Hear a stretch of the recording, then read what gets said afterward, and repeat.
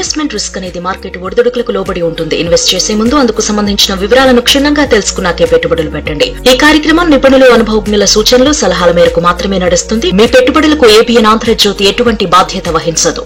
దేశీయ స్టాక్ మార్కెట్లు నష్టాల్లో కొనసాగుతున్నాయి. సెన్సెక్స్, నిఫ్టీ నష్టాల్లో ట్రేడ్ అవుతున్నాయి.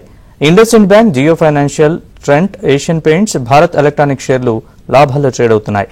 UltraTech Cement, ITC, NTPC, Grasim, M&M షేర్లు నష్టాల్లో కొనసాగుతున్నాయి. ఇవాళ మార్కెట్స్ కి సంబంధించి అనాలిసిస్ అందించేందుకు మనతో జాయిన్ అయ్యారు ప్రముఖ స్టాక్ మార్కెట్ అనలిస్ట్ సుందరరాజ గారు.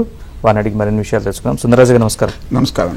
సుందరరాజ గారు, ఇవాళ మార్కెట్లో నష్టాల్లో కొనసాగడానికి గల కారణాలు ఏంటి? అలాగే నిన్న కీలకమైన మద్దతు స్థాయి ఏదైతే 25,000 ఉందో నిఫ్టీ, అది దాని తర్వాత ఎట్లా ఉండబోతున్న పరిస్థితులు? సో మార్కెట్ మనం చూసాము లాస్ట్ ఒక 2 వారాలుగా ఇంచుమించు 2,500 పాయింట్ల వరకు 22,000 స్థాయి నుంచి 25,000 వరకు బౌన్స్ బ్యాక్ అవడం చూసాము. సో టెక్నికల్ గా 25,000 దగ్గర కీలకమైన రెసిస్టెన్స్ ఉంది. లాస్ట్ ఒక 10 రోజులుగా చూస్తే కనుక ఆ లెవెల్ వచ్చినప్పుడల్లా మార్కెట్ లో కొంచెం సెల్లింగ్ ప్రెషర్ రావడంతో సో ఈ లెవెల్ నుంచి ఫర్దర్ గా పెరగదన్న ఉద్దేశంతో మార్కెట్ లో కొంచెం ఒక చిన్న సెల్ ఆఫ్ రావడం అనేది చూస్తున్నాం. దానికి తోడు మనకి మార్కెట్ లో ఈ నెల డెరివేటివ్స్ ఎక్స్పైరీ కూడా ఉంది. ఎల్లుండి గురువారం ఆఖరి రోజు డెరివేటివ్స్ ఎవరైతే స్పెక్యులేటివ్ పొజిషన్స్ ఉన్నాయో, ముఖ్యంగా లాంగ్ పొజిషన్స్ చాలా ఉన్నాయి కాబట్టి వాళ్ళందరూ కొంచెం ప్రాఫిట్ బుకింగ్ చేయడంతో, వాళ్ళందరూ షార్ట్ టర్మ్ లో ఎగ్జిట్ అవడంతో మార్కెట్ లో కరెక్షన్ రావడం. అదేవిధంగా మనం ఈ మధ్యకాలంలో చూస్తే కనుక అమెరికాలో బాండ్ ఈల్డ్స్ కూడా కొంచెం పాజిటివ్గా రావడంతో, అక్కడ బాండ్స్ దగ్గర నుంచి ఈల్డ్స్ కొంచెం పాజిటివ్ ఎక్కువగా ఉండడంతో, అట్రాక్టివ్గా ఉండడంతో చాలా మంది ఇన్వెస్టర్లు మార్కెట్స్ కొంచెం బాగా రన్అప్ వచ్చింది కాబట్టి ఇక్కడ నుంచి అక్కడికి వెళ్ళటం అనేది మనం చూస్తున్నాం. అదేవిధంగా ఈ మధ్య ఎఫ్ఐస్ కూడా చూస్తే కనుక వాళ్ళ ట్రేడింగ్ ప్యాటర్న్ చూస్తే కనుక కొంచెం మిక్సర్గా ఉంటుంది. లాస్ట్ కపుల్ ఆఫ్ డేస్గా చూస్తే కనుక వాళ్ళు కొంచెం హై లెవెల్లో అమ్మకాలు జరిపినట్టు కూడా కనిపిస్తుంది. అదేవిధంగా ఇంకొక మేజర్ అంశం చూస్తే కనుక ఈ మధ్య మనం చూసాము అమెరికా ట్రేడ్ వారు యూరోపియన్ యూనియన్ తోటి, అలాగే చైనా తోటి, ఇండియా తోటి ఏ విధంగా ఉంటుంది ఫర్దర్ గా వాళ్ళ డెసిషన్స్ అనేది ఈ టారిఫ్ మీద అన్న ఉద్దేశంతో మార్కెట్ కొంచెం ఎదురు చూస్తుంది. సో ఇంతకొంత మనం చూసాము వాటి మీద కొంచెం ఊరట రావడంతో మార్కెట్ బౌన్స్ బ్యాక్ వచ్చింది. కానీ ఫర్దర్ గా అప్డేట్స్ లేకపోవడంతో, మనకి ఈ న్యూస్ మీద ఫర్దర్ గా మనకి మేజర్ ఇన్ఫ్లో లేకపోవడంతో కొంచెం హై లెవెల్లో చాలా మంది ఇన్వెస్టర్లు ఫర్దర్ లాంగ్ పొజిషన్స్ కంటిన్యూ చేసుకోకుండా కొంచెం హై లెవెల్లో సెల్ ఆఫ్ చేయడం అనేది మనం చూస్తున్నాం. సో ఈ కారణాల చేత మార్కెట్ లో ఒక కరెక్షన్ అనేది కనిపిస్తుంది. నెక్స్ట్ కాలర్, ఫస్ట్ కాలర్ ఉన్నారు బెంగళూరు నుంచి కుమార్ గారు. కుమార్ గారు నమస్కారం. సుందరరాజ గారు ఉన్నారు, మీ డౌట్ అడగండి. నాకు 2 స్టాక్స్ హోల్డ్ చేస్తున్నాను సార్. ఒకటి సోమ్ డిస్టిలర్స్ 130 కాడ ప్రీమియర్ స్టేట్స్ ఉన్నాయి సార్. ఇంకొకటి వచ్చి సుజలాన్ ఎనర్జీ 65 కాడ ఉన్నాయి సార్. ఒక 1,000 ఇంకా యాడ్ చేసుకోవచ్చు సార్. మీ సజెషన్ కావాలి sir. 2 Som Distilleries and Suzlon ఈ లెవెల్లో యాడ్ చేయొచ్చు అంటే నా ఉద్దేశం అయితే సుజలాన్ ఈ లెవెల్లో అవాయిడ్ చేయొచ్చు ఫ్రెష్ బయింగ్. ఎందుకంటే ఒకసారి మనం గమనిస్తే ఈ మధ్యకాలంలో స్టాక్ 50 రూపాయల నుంచి 65 రూపాయల వరకు బాగా పెరిగింది. అలాగే మనకి సుజలాన్ ఎనర్జీ నుంచి మొన్న చూస్తే కనుక మేజర్ అప్డేట్ చూస్తే కనుక రిజల్ట్స్ రావడం చూసాము. రిజల్ట్స్ కూడా ఇంకా టైం ఉంది, మనకి 29th మెయిన్ రిజల్ట్స్ ఉంది కాబట్టి కొంచెం వెయిట్ చేయడం అనేది మంచిది. సో రిజల్ట్స్కి ముందే సుజలాన్ ఎనర్జీ బాగా పెరగటము, అలాగే స్టాక్ కూడా చూస్తే కనుక కొంచెం ఎక్స్పెన్సివ్గా ఉంది కాబట్టి ఆల్మోస్ట్ 70 రెట్లు వీళ్ళు ఈపీఎస్కి ట్రేడ్ అవుతుంది కాబట్టి హై లెవెల్లో అవాయిడ్ చేయొచ్చు. సోమ్ డిస్టిలరీ కూడా చూస్తే కనుక మీరు మంచి రేట్లోనే కొన్నారు. ఓకే, ఒక 20 రూపీస్ ప్రాఫిట్, ఇంచుమించు ఒక 15% వరకు ప్రాఫిట్లో ఉన్నారు. 160 రూపాయల దగ్గర ట్రేడ్ అవుతుంది. సో సోమ్ డిస్టిలరీ చూస్తే కనుక వాల్యుయేషన్స్ పాయింట్ ఆఫ్ వ్యూ చూస్తే కనుక కంఫర్టబుల్గానే ఉందనుకోవచ్చు. ఇంకా రిజల్ట్స్ కూడా రాలేదు. చిన్న కంపెనీయే, ఆల్మోస్ట్ 39 crores ఈక్విటీ ఉన్న కంపెనీ కాబట్టి నా ఉద్దేశం అయితే ఈ లిక్కర్ కంపెనీ కూడా ఈ మధ్య కొంచెం బాగానే పెర్ఫామ్ చేస్తుంది. అలాగే వాల్యుయేషన్స్ పాయింట్ ఆఫ్ వ్యూ చూస్తే కనుక ఈ ఇండస్ట్రీలో ఆల్మోస్ట్ 30 times వాల్యుయేషన్స్ ఉంటే సోమ్ డిస్టిలరీస్ కూడా ఆల్మోస్ట్ 30లోనే ఉంది కాబట్టి ఓకే, రీజనబుల్ ప్రైస్డ్ ఉంది అనుకోవచ్చు. సో 2 కూడా హోల్డ్ చేయొచ్చు కానీ ఫ్రెష్ బయింగ్ అయితే అవాయిడ్ చేయొచ్చు. Right sir. సుందరరాజ గారు, మార్కెట్ షార్ట్ టర్మ్ ఎలా ఉండే అవకాశం ఉంది? మార్కెట్ చూస్తే కనుక ఈ వారం చాలా కీలకమైన కొన్ని డేటా కూడా రావాల్సి ఉంది. ముఖ్యంగా రేపు 28వ తారీఖు చూస్తే కనుక ఇండియన్ ఇండస్ట్రియల్ ప్రొడక్షన్ డేటా రాబోతోంది. సో ఏ విధంగా ఉంటుందని చెప్పి మార్కెట్ అంతగా అంచనా వేయలేకపోతుంది కాబట్టి మార్కెట్ కొంచెం హై లెవెల్లో ఇండెసిసివ్గా ఉన్నట్టు కనిపిస్తుంది. సో అలాగే మనకి శుక్రవారం చూస్తే కనుక 30వ తారీఖు చాలా కీలకమైన 4th quarter జీడిపి డేటా రాబోతోంది. సో ఆ జీడిపి డేటా కూడా చూస్తే కనుక ఎలా ఉంటుందని మార్కెట్ కొంచెం రకరకాల అంచనాలు 6.2 అని 6.3, 6.4 అనే అంచనాలు వేశారు. సో మనకి ఏ విధంగా ఉంటుందని కూడా మార్కెట్ కొంచెం యాక్చువల్ డేటా కోసం ఎదురు చూస్తుంది. అందువల్ల ఈ 2 మేజర్ న్యూస్ కూడా ఉంది కాబట్టి సో ఈ న్యూస్ రాకముందే మార్కెట్ కూడా ఆల్మోస్ట్ కొంచెం హై లెవెల్స్కి వచ్చేసింది కాబట్టి ఫ్రెష్ బయింగ్ పొజిషన్స్ అనేది తీసుకోవడం అనేది మనం చూడలేదు. సో కాబట్టి మార్కెట్ ఈ డేటా వచ్చిన తర్వాత కొంచెం ఫర్దర్గా మూమెంట్ తీసుకునే అవకాశం ఉంది. అలాగే అమెరికాలో కూడా చూస్తే కనుక ఈ వారం అడ్వాన్స్ జీడిపి డేటా ఎస్టిమేట్స్ కూడా ఉంది. సో ఆ కీలకమైన డేటా కూడా మనకి అమెరికా నుంచి వస్తుంది కాబట్టి ఈ 3 డేటాల కోసం బట్టి మనకి మార్కెట్ నెక్స్ట్ మూమెంట్ తీసుకునే అవకాశం ఉంది. రైట్ సార్, నెక్స్ట్ ఒక కాలర్ ఉన్నారు, శ్రీనివాస్ గారు కాకినాడ నుంచి కాల్ చేశారు. శ్రీనివాస్ గారు నమస్కారం. ఏ స్టాక్స్ గురించి తెలుసుకోవాలనుకుంటున్నారు అడగండి. సార్ నమస్తే అండి. Sir Ashok Leyland, Apollo Micro System and GAIL short term trade కోసం కొనొచ్చా సార్? లాస్ట్ 2 వారాలుగా చూస్తే కనుక అశోక్ లేలాండ్ బాగా పెరిగింది. 180 రూపాయల నుంచి 250 రూపాయల వరకు బాగా పెరిగింది. అలాగే మొన్న రిజల్ట్స్ కూడా వచ్చింది. రిజల్ట్స్ కూడా చూస్తే కనుక అశోక్ లేలాండ్ నుంచి పాజిటివ్గా వచ్చింది. అలాగే ఈ మధ్య నిన్న చూస్తే కనుక ఇంటర్నేషనల్ కంపెనీ జెఫ్రీస్ కూడా చూస్తే కనుక అశోక్ లేలాండ్కి టార్గెట్ 230 వరకు ఇచ్చినట్టు కనిపిస్తుంది. ఆ టార్గెట్ కూడా వచ్చేసింది కాబట్టి నా ఉద్దేశం అయితే ఫండమెంటల్గా బాగుంది కాబట్టి షార్ట్ టర్మ్ కోసం అయితే ఈ లెవెల్లో అవాయిడ్ చేయొచ్చు. కానీ డిప్లో తీసుకోవచ్చు. అశోక్ లేలాండ్ మనకు తెలిసిందే ఆటోమొబైల్లో one of the strong stock అని మనకి అర్థమవుతుంది. అదేవిధంగా గెయిల్ కూడా చూస్తే కనుక లాస్ట్ 2-3 నెలలుగా ఆల్మోస్ట్ 150 రూపాయల నుంచి 200 రూపాయల వరకు పర్వాలేదు, కొంచెం స్లో అండ్ స్టడీగా అప్ ట్రెండ్లో ఉండడం అనేది మనం చూస్తున్నాం. అలాగే మనకి ఒకసారి గెయిల్ కూడా చూస్తే కనుక గ్యాస్ అథారిటీ ఆఫ్ ఇండియా మొన్న రిజల్ట్స్ 13th May వచ్చింది. 13th May రిజల్ట్స్ కూడా చూస్తే కనుక గెయిల్ కూడా మంచి రిజల్ట్సే వచ్చింది. అలాగే వాల్యుయేషన్స్ కూడా చూస్తే కనుక హార్డ్లీ 10 times ఉంది వీళ్ళ ఈపీఎస్కి కాబట్టి కంఫర్టబుల్ పొజిషన్లో ఉందనుకోవచ్చు. 2 కూడా లాంగ్ టర్మ్ కోసం తీసుకోవచ్చు కానీ షార్ట్ టర్మ్ కోసం అవాయిడ్ చేయొచ్చు. Right sir, next caller Prasad Hyderabad నుంచి కాల్ చేశారు. ప్రసాద్ గారు నమస్కారం. ఏ స్టాక్స్ గురించి తెలుసుకోవాలనుకుంటున్నారు? సుందరయ్య, 2 స్టాక్స్ అండి. ఒకటి తేజస్ నెట్వర్క్, ఒక 10% లాస్ లో ఉన్నాను, 1000 షేర్స్ ఉన్నాయి. తర్వాత హెరిటేజ్ ఫుడ్స్ ఒక 5% లాస్ లో ఉన్నాను. ఏం చేయమంటారు చెప్పండి సార్? ఓకే, 2 కూడా ప్రస్తుతం హోల్డ్ చేయొచ్చు. ఈ 2 కూడా ఇన్వెస్ట్మెంట్ స్టాక్స్. ఈ మధ్య తేజాస్ చూస్తే కనుక 1700 రూపాయల నుంచి ఆల్మోస్ట్ ఈ స్టాక్ 700 రూపాయల వరకు తగ్గటం అనేది మనం చూసాము. మొన్న రిజల్ట్ వచ్చింది. రిజల్ట్ వచ్చిన తర్వాత 25th April తర్వాత స్టాక్లో కొంచెం ఒక రియాక్షన్ వచ్చినప్పటికీ ఆల్మోస్ట్ అప్పటికే కొంచెం బాటమ్ లెవెల్స్లో ఉండడంతో తేజాస్ నెట్వర్క్ ఈ 700 రూపీస్ మించి పెద్ద డౌన్ సైడ్ రిస్క్ లేదనిపిస్తుంది. అలాగే 3 రోజుల క్రితం వార్త కూడా చూస్తే కనుక వీళ్ళు టీసీఎస్ దగ్గర నుంచి కూడా అలాగే ఒక మేజర్ బిఎస్ఎన్ఎల్ 4G నెట్వర్క్ సంబంధించిన ఒక మేజర్ ఆర్డర్ కూడా వీళ్ళకి రావటం అనేది మనం చూసాము. అందువల్ల కొంచెం స్టాక్లో కూడా కొంచెం పాజిటివ్ మూవ్మెంట్ అయితే కనిపిస్తుంది. వాల్యుయేషన్స్ కూడా చూస్తే కనుక 30 times ఉంది కాబట్టి కంఫర్టబుల్గా లెవెల్లో ఉందనుకోవచ్చు. అలాగే హెరిటేజ్ ఫుడ్స్ కూడా మీరు ఒక స్వల్ప లాస్లో ఉన్నానంటున్నారు, హోల్డ్ చేసుకోవచ్చు. ఈ మధ్య ఈ స్టాక్ చూస్తే కనుక లాస్ట్ ఒక 4 రోజులు బట్టి ఇంచుమించు 350-450 మధ్యన ఊహిలాడుతుంది. కొంచెం స్లో అండ్ స్టడీగా ఒక 10-15% వరకు మనకి హెరిటేజ్ ఫుడ్స్లో కూడా ఒక ర్యాలీ అనేది రావడం చూస్తున్నాం. సో ఈ స్టాక్ కూడా నా ఉద్దేశం అయితే ప్రస్తుతం హోల్డ్ చేయొచ్చు. ఎందుకంటే వాల్యుయేషన్స్ కూడా చూస్తే కనుక చాలా చీపర్ లెవెల్స్లో ఉంది. ఓన్లీ 20 times వీళ్ళ ఎర్నింగ్స్కి ట్రేడ్ అవుతుంది కాబట్టి హెరిటేజ్ ఫుడ్స్ కూడా కొంచెం కంఫర్టబుల్ ప్రైసింగ్లోనే ఉందనుకోవచ్చు. అలాగే హెరిటేజ్ ఫుడ్స్ ఒకసారి మనం వీళ్ళ పియర్ కంపారిజన్ చూస్తే కనుక ఇండస్ట్రీ పిఈ చూస్తే అరౌండ్ 29 ఉంటే హెరిటేజ్ ఫుడ్స్ ఓన్లీ 19 ఉంది. పైగా వీళ్ళ కాంపిటీటర్స్తో పోలిస్తే హ్యాట్సన్ అగ్రో కానీ బికాజీ ఫుడ్స్తో కానీ గాడ్రేజ్ అగ్రోవెట్ ఎల్టీ ఫుడ్స్తో కంపేర్ చేస్తే హెరిటేజ్ ఫుడ్ స్టాక్ కూడా కొంచెం చీపర్ లెవెల్లో ఉంది కాబట్టి నా ఉద్దేశం అయితే మీరు హోల్డ్ చేయొచ్చు. Right sir, next caller Nageswara గారు హైదరాబాద్ నుంచి. నాగేశ్వర గారు ఏ స్టాక్స్ గురించి తెలుసుకోవాలనుకుంటున్నారు అడగండి. హలో అండి, చెప్పండి సార్. సార్ హెచ్ఏఎల్ ట్రెండ్ ఈ రేట్ లో కొనొచ్చా? ఒకటి. రెండవది south India bank break even point కి వచ్చింది, అవి 10,000 షేర్స్ ఉన్నాయి. సౌత్ ఇండియన్ బ్యాంక్ ఏం చేయాలి? రైట్, సుందరరాజు గారు. హెచ్ఏఎల్ హిందుస్థాన్ ఏరోనాటికల్స్ లాస్ట్ ఒక 2 నెలలుగా గమనిస్తే కనుక ఆల్మోస్ట్ 50% వరకు స్టాక్ పెరిగింది. 3,200 నుంచి 5,200 రూపాయల వరకు, ఆల్మోస్ట్ 2,000 రూపాయల వరకు హెచ్ఏఎల్ కూడా బాగా పెరిగింది. సో ఈ మధ్య కూడా చూస్తే కనుక ఈ డిఫెన్స్ స్టాక్లో కూడా కొంచెం పాజిటివ్ డెవలప్మెంట్స్ రావడంతో హిందుస్థాన్ ఏరోనాటికల్స్లో కూడా ఒక ర్యాలీ అనేది కనిపించింది. మొన్న రిజల్ట్ వచ్చింది, రిజల్ట్స్ కూడా పాజిటివ్గా వచ్చింది. అలాగే వాల్యుయేషన్స్ కంఫర్ట్ కూడా చూస్తే కనుక చాలా స్టడీగానే ఉంది కాబట్టి నా ఉద్దేశం అయితే డిఫెన్స్ సెక్టర్ కూడా ఈ మధ్య లైమ్ రేట్లో ఉంది. నెక్స్ట్ కపుల్ ఆఫ్ డీకేస్ కూడా మేజర్ పాజిటివ్ ప్రొజెక్షన్స్ కూడా ఉన్నాయి కాబట్టి నా ఉద్దేశం అయితే మీరు హోల్డ్ చేయొచ్చు. అలాగే మీరు అడిగింది south India bank break on point అని అడిగారు. ఈ నెల చూస్తే కనుక మనకి చాలా కాలం ఒక సైడ్ వేస్ ట్రెండ్ తర్వాత ఒక 4 నెలలు డౌన్ ట్రెండ్ తర్వాత ఈ నెల ఆల్మోస్ట్ ఒక 15% వరకు పెరిగింది. సో టెక్నికల్గా చూస్తే కనుక సౌత్ ఇండియన్ బ్యాంక్ కూడా పాజిటివ్గా అనేది. ఈ 4 రోజుల క్రితం చూస్తే కనుక ప్రముఖ బ్రోకింగ్ సంస్థ ICICI securities south Indian bank తీసుకోవచ్చని టార్గెట్ పెట్టి 37 రూపీస్ ఇచ్చినట్టు కూడా కనిపిస్తుంది. సో కాబట్టి నా ఉద్దేశం అయితే సౌత్ ఇండియన్ బ్యాంక్ మెడ్బి చిన్న డిప్లో తీసుకోవచ్చు. ట్రెంట్ గురించి అడిగారు. పెద్ద స్టాక్ 5,570 రూపాయల దగ్గర ట్రేడ్ అవుతుంది. బేసికల్గా స్టాక్ చూస్తే కనుక ఫుట్వేర్, అపారల్స్, అలాగే ఫుడ్ ఐటమ్స్, గ్రాసరీ ఐటమ్స్ ఇలాగ డిఫరెంట్ సెగ్మెంట్లో ఉన్న పెద్ద కంపెనీ ట్రెంట్. ట్రెండ్ చూస్తే కనుక ఒక పక్క ఇండస్ట్రీ వాల్యుయేషన్స్ అరౌండ్ 47 ఉంటే ఈ స్టాక్ మటుకు చూస్తే ఆల్మోస్ట్ 120 రెట్లు ట్రేడ్ అవుతుంది కాబట్టి స్టాక్ బాగా చీపర్ లెవెల్స్లో ఉన్నట్టు కనిపిస్తుంది. ఈక్విటీ చిన్న ఈక్విటీ, కాకపోతే కొంచెం డెట్ కూడా ఉంది, అఫ్ కోర్స్ అసెట్స్ కూడా ఉంది. బట్ కానీ నా ఉద్దేశం అయితే ట్రెండ్ కొంచెం ఎక్స్పెన్సివ్ కారణాల చేత ఈ లెవెల్లో అవాయిడ్ చేయొచ్చు trend. Right sir, next caller Shankarrao గారు కాల్ చేశారు. శంకర్రావు గారు నమస్కారం. ఏ స్టాక్స్ గురించి తెలుసుకోవాలనుకుంటున్నారు అడగండి. Sir, Karur Vysya Bank and Rainbow Children's Hospitals sir, ఈ రెండు హోల్డ్ చేస్తున్నా, ఉంచుకోవచ్చా, ఏమైనా చేయొచ్చా?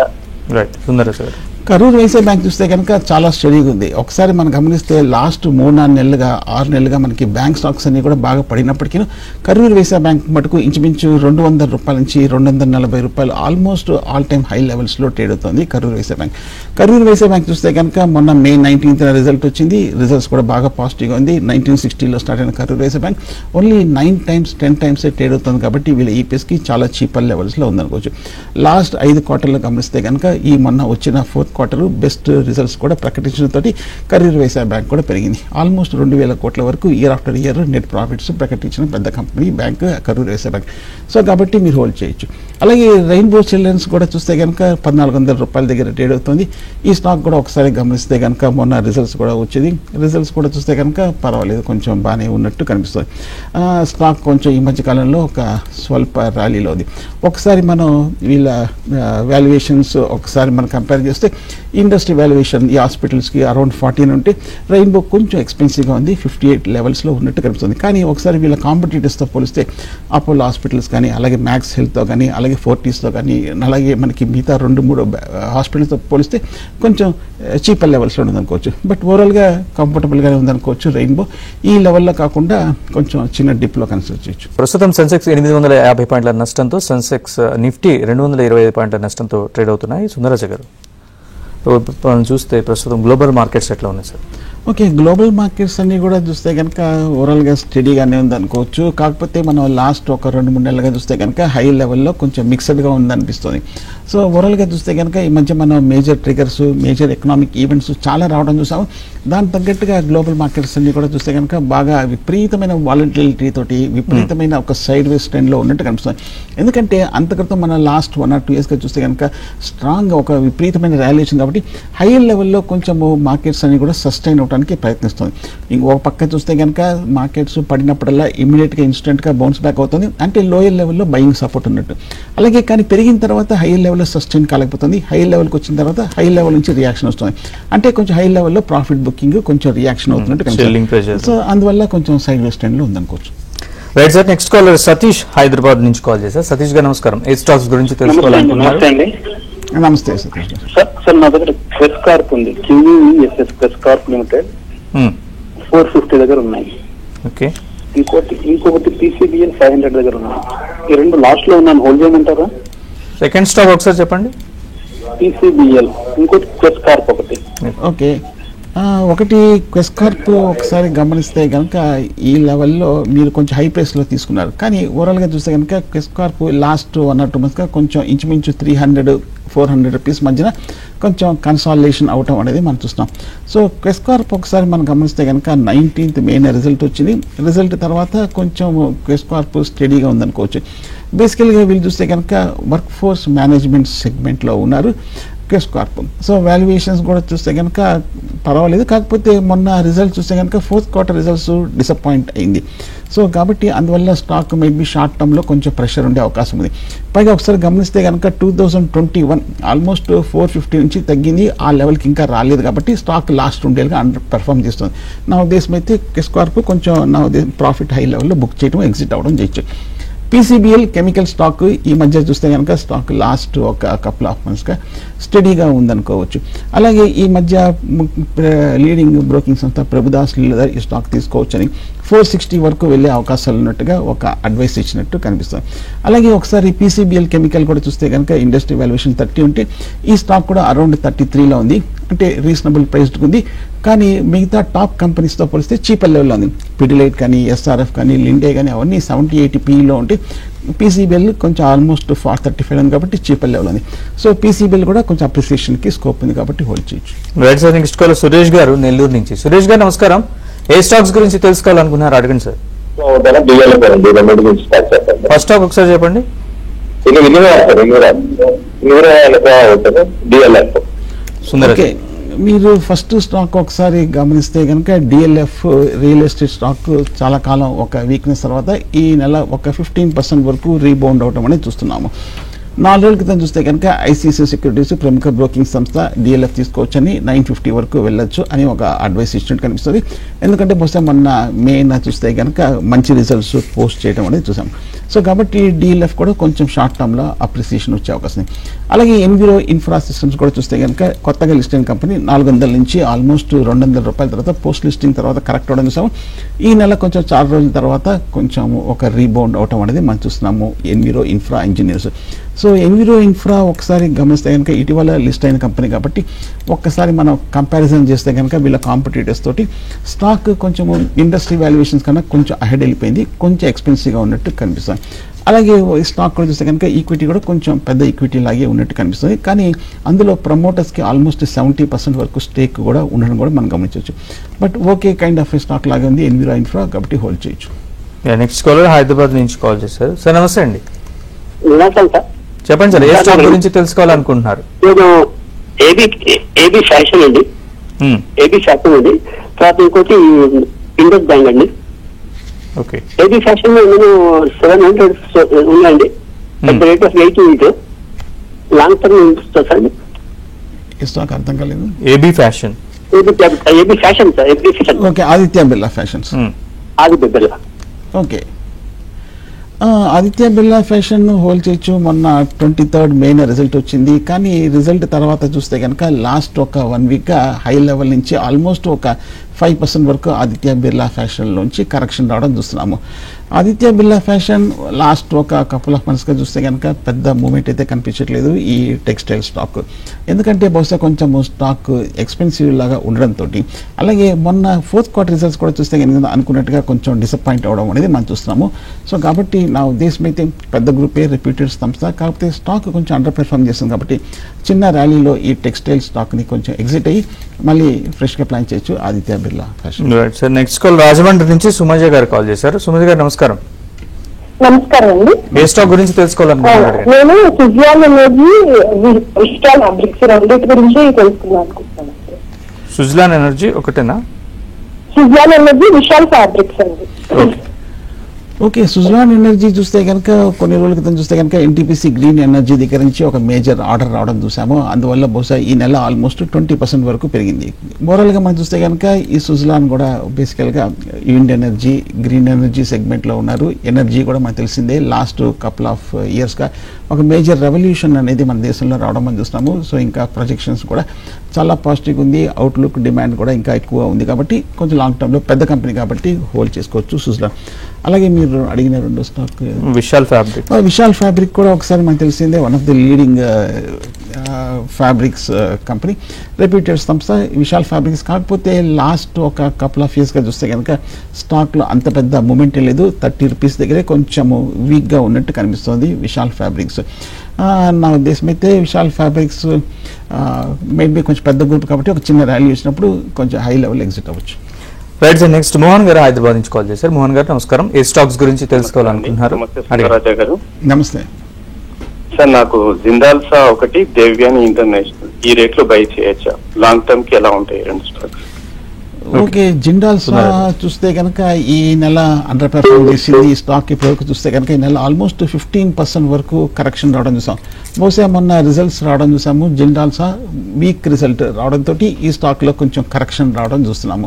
బట్ కానీ జిందాల్సా చూస్తే కనుక లాస్ట్ 2-3 సంవత్సరాలుగా బాగా పెరిగిన స్టాక్, మంచి రిటర్న్ ఇచ్చిన స్టాక్. పైగా ఈ స్టాక్ ఇప్పుడు చూస్తే కనుక బాగా చీపర్ లెవెల్స్లో ఉంది. హార్డ్లీ ఒక 8 times వీళ్ళు వాల్యుయేషన్స్కి ట్రేడ్ అవుతుంది. కాబట్టి నా ఉద్దేశం అయితే హోల్డ్ చేయొచ్చు. అలాగే ఒకసారి మనం ఇయర్ ఆన్ ఇయర్ ఒకసారి గమనిస్తే కనుక మొన్న ఇయర్లీ రిజల్ట్ చూస్తే కనుక 1750 కోట్ల వరకు నెట్ ప్రాఫిట్స్ ఇవ్వడం చూసాము. 20,000 కోట్ల వరకు రెవెన్యూస్ పోస్ట్ చేసిన పెద్ద కంపెనీ. సో కాబట్టి నా ఉద్దేశం అయితే Jindal Saw long term point of view hold చేస్తే షార్ట్ టర్మ్ ఉన్న రిజల్ట్స్ ఇంపాక్ట్ ఇంకా ఫర్దర్గా ఉండే అవకాశాలు ఉన్నాయి. Right sir, next Ravi Hyderabad నుంచి కాల్ చేశారు. రవి గారు నమస్కారం, ఏ స్టాక్స్ గురించి తెలుసుకోవాలనుకుంటున్నారు? అడగండి. నమస్కారం సార్. నమస్కారం రవి గారు. Stock Dixon technology. ఓకే,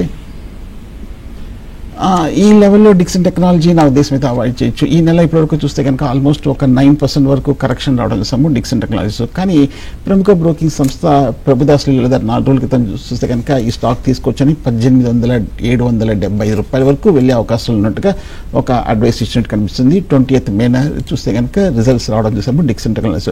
కానీ ఈ స్టాక్ చూస్తే కనుక ఆల్మోస్ట్ 70 times వీళ్ళు ఎర్నింగ్స్ ఇచ్చేయడం కాబట్టి ఎక్స్పెన్సివ్గా ఉంది. కాబట్టి చిన్న డిప్లో మీరు డిక్సన్ టెక్నాలజీస్ తీసుకోవచ్చు. మన రిజల్ట్ చూస్తే కనుక ఇయర్ ఆఫ్టర్ ఇయర్ చూస్తే కనుక ఆల్మోస్ట్ 1000 కోట్ల వరకు లాభాలు ప్రకటించింది. అదే మనం ఒక 5 ఏళ్ల క్రితం చూస్తే కనుక 160 కోట్ల లాభాల నుంచి క్రమేణంగా లాస్ట్ 5 ఏళ్లలో మంచి గ్రోత్ అనేది కనిపించింది. కానీ స్టాక్ ఎక్స్పెన్సివ్ ఉంది కాబట్టి చిన్న డిప్లో తీసుకోవచ్చు. రైట్ సార్, నెక్స్ట్ శ్రీనివాస్ గారు హైదరాబాద్ నుంచి కాల్ చేస్తారు. శ్రీనివాస్ గారు నమస్కారం, ఏ స్టాక్ గురించి తెలుసుకోవాలనుకుంటున్నారు అడగండి. నమస్కారం సార్. యాక్చువల్గా నేను ముందు స్టాక్ తీసుకున్నాను, అయితే కొద్దిగా లాస్ రావడం వల్ల మనం మ్యూచువల్ ఫండ్స్ యూలిప్స్ ఇట్లా తీసుకుంటున్నాను. సో యూలిప్స్ కానీ మ్యూచువల్ ఫండ్స్ కానీ ఈ రెండిట్లో కంటిన్యూ అవ్వచ్చు అంటారా, లేకపోతే స్టాక్స్ తీసుకోవడం బెటర్ అంటారా?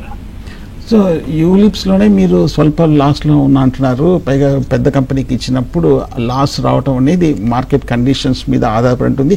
మార్కెట్ కూడా ఈ మధ్యకాలంలో కొంచెం మిక్సర్గా ఉండడంతో బహుశా మీకు రిటర్న్స్ కూడా అంతగా పాజిటివ్గా రాలేదు. కానీ మీరు ఇన్వెస్ట్ చేస్తుంటే కనుక ఏమాత్రం కొంచెం సరిగా ఇన్వెస్ట్ చేసి ఉండకుండా ఉంటే కనుక లాసెస్ కూడా మరింత వచ్చే అవకాశం ఉంది. సో ఒకవేళ మీరు కొత్త ఇన్వెస్టర్ అయితే మీరు మంచి కంపెనీ ద్వారా యూలిప్స్ కానీ ఎస్ఐపీలు కానీ మీరు కంటిన్యూ చేయొచ్చు. Thank you very much Sundararaju గారు. సో కాలర్స్ యొక్క డౌట్స్ వాళ్ళు చాలా సలహాలు సూచనలు ఇచ్చారు. Thank you very much. అలాగే మార్కెట్స్కి సంబంధించి అనాలిసిస్ కూడా అందించారు. ఇది ఇవాళ ఏబీ